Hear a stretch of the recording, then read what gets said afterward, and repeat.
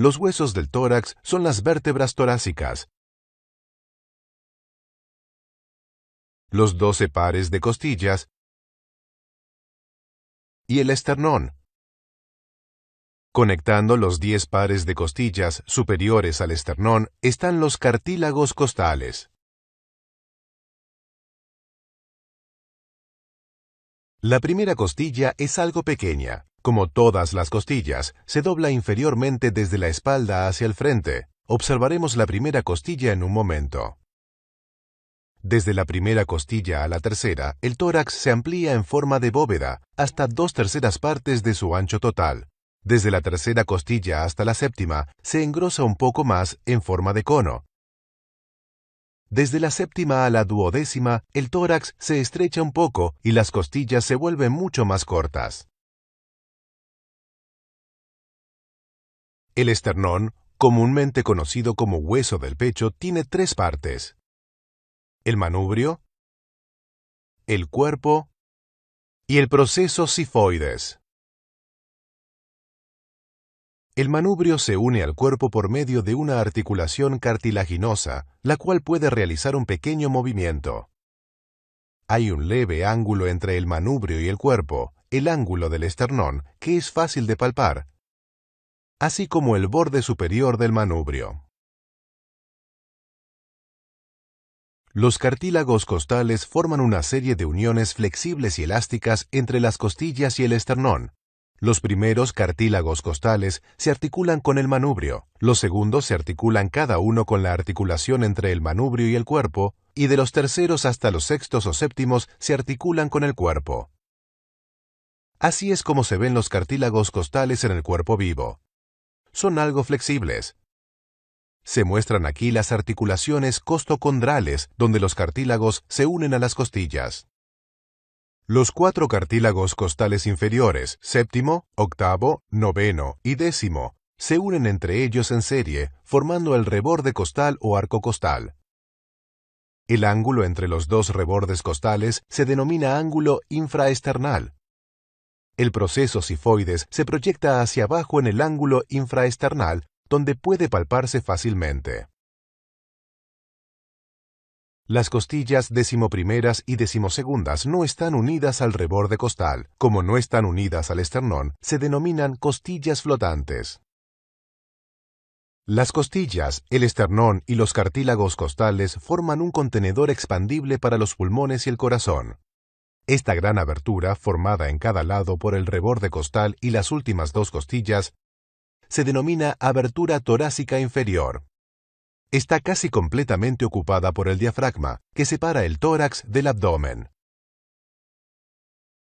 El espacio superior, mucho más pequeño y que está formado por el manubrio, las primeras costillas y la primera vértebra torácica, se denomina la abertura torácica superior. Una vez observado el tórax como un todo, examinemos una costilla típica, la sexta costilla. Esta es delgada y plana, así como curva, en forma de espiral. Por detrás hay 2 engrosamientos, la cabeza y el tubérculo, que están separados por el cuello. La curvatura de la costilla está interrumpida por este ángulo que marca la inserción del ilio costal, un músculo del dorso que ya hemos visto. Al frente, el final de la costilla se vuelve cóncavo para el anclaje del cartílago costal. La cara externa de la costilla es ligeramente curva. La cara interna está marcada debajo por este canal, dentro del cual discurren los vasos y nervios intercostales. Tal y como se vio en la sección de la columna, la costilla se articula con las vértebras vecinas en 2 puntos, la cabeza y el tubérculo. La cabeza de la costilla tiene 2 caras articulares. Estas 2 caras se articulan con los cuerpos vertebrales por encima y por debajo, para formar la articulación costovertebral. Esta superficie en el tubérculo de la costilla se articula con la punta del proceso transverso para formar la articulación costotransversa. Estas dos articulaciones son sinoviales. Permiten los movimientos de la costilla que ocurren en la respiración. Las articulaciones entre las costillas y las vértebras están unidas mediante ligamentos. Los más fuertes son el ligamento radiado, aquí, y el ligamento costotransverso superior, aquí. El movimiento de las costillas es importante en la respiración, como se verá después en esta misma sección. Observemos de nuevo la primera costilla, una estructura relevante donde el cuello se continúa con el tórax. La primera costilla es la más curva de todas las costillas. También es la más ancha. Cuando se observa de lado, su borde superior está en un plano de 30 grados con la horizontal. Adicionalmente, cuando se ve de frente, su superficie plana se dirige hacia abajo, aproximadamente 30 grados. El cartílago costal de la primera costilla se articula con el manubrio del esternón, no por arriba, sino más inferiormente, en su parte más ancha. El primer cartílago costal es corto y ancho. Difícilmente permite algún movimiento, así que las dos primeras costillas, junto con el manubrio, se mueven hacia arriba y abajo como un arco sólido. Se muestra aquí una disección del manubrio y las dos primeras costillas, con todas las demás costillas eliminadas. Aquí se muestra el movimiento que realizan estas dos estructuras cuando respiramos profundamente, hacia adentro y hacia afuera. La parte superior del tórax está casi completamente rodeada por los músculos de la región del hombro, que se originan en las costillas, así como en las vértebras. Estos músculos se muestran en el volumen 1 de este atlas. Solo para apreciar hasta qué punto las estructuras del hombro afectan la forma de la parte superior del cuerpo, se agregan a la imagen los huesos de la región del hombro, las clavículas y las escápulas. Aquí se encuentra la clavícula. Y aquí la escápula u omóplato. Estos dos huesos se articulan con los huesos del tórax en un solo punto, aquí. El borde medial de la clavícula se articula con el punto más alto del manubrio, formando la articulación esternoclavicular. La clavícula es fácil de palpar. Aquí está su borde medial. La primera costilla es difícil de palpar, porque se encuentra tanto debajo como detrás de la clavícula, y también porque hay una banda muscular gruesa enfrente de ella. El borde lateral de la clavícula se articula con su proyección sobre la escápula, el acromion, formando la articulación acromioclavicular. Más allá de esta unión ósea, bastante móvil, la escápula se mantiene completamente unida al cuerpo a través de músculos. Por lo tanto, es capaz de un amplio rango de movimiento alrededor del tórax, hacia arriba y hacia abajo, y también hacia adelante y hacia atrás. Aquí se muestra la columna vertebral. Consiste en 24 vértebras separadas, el sacro y el cóccix. Hay 7 vértebras cervicales, 12 torácicas y 5 lumbares. El sacro consiste en 5 segmentos vertebrales fusionados. El coxis, nuestra cola vestigial, consiste en 3 o 4 segmentos pequeños. La vértebra cervical más alta se articula con el cráneo. Las vértebras torácicas se articulan con las costillas.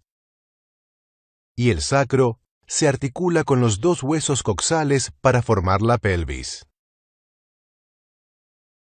Cuando se observa anteriormente, la columna parece recta, pero cuando se mira lateralmente, puede observarse que es marcadamente curva. Las vértebras cervicales inferiores forman una curva anterior, las vértebras torácicas forman una curva posterior, las lumbares se curvan de nuevo anteriormente y el sacro se curva marcadamente hacia atrás.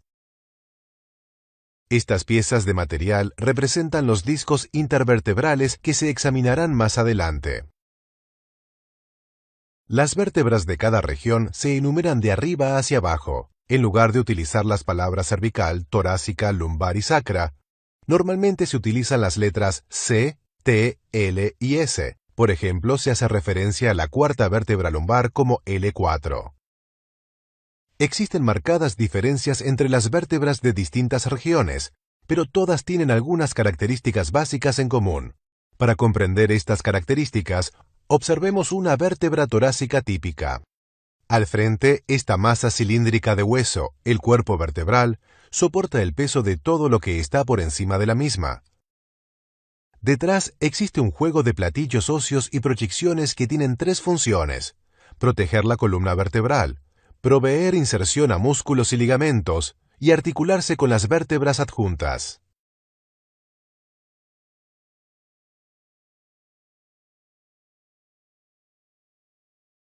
Este arco óseo, el arco neural, encierra la médula espinal. El espacio rodeado por el arco y la parte posterior del cuerpo se denomina foramen vertebral. La serie de forámenes vertebrales crea un espacio tubular que contiene la médula espinal. Este espacio se denomina conducto vertebral.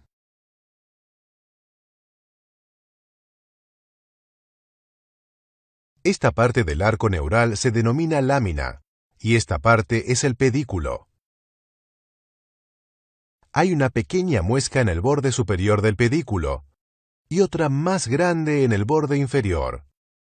Juntas, las muescas superior e inferior forman esta abertura a cada lado, el foramen intervertebral. De cada foramen intervertebral emerge un nervio espinal. Partiendo del arco neural, se encuentran tres grandes proyecciones óseas denominadas procesos: un proceso espinoso en la línea media y un proceso transverso a lado y lado.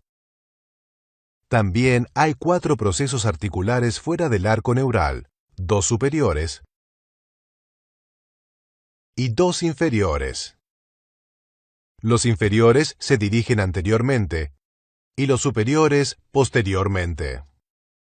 Los procesos articulares se articulan con las vértebras vecinas, formando dos articulaciones sinoviales que permiten el movimiento entre las vértebras vecinas.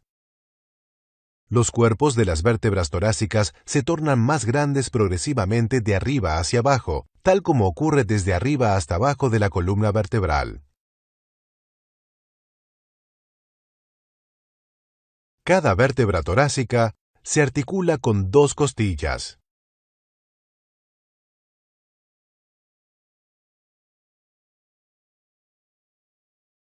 A cada lado, la vértebra se articula con una costilla en dos puntos. Al final del proceso transverso aquí,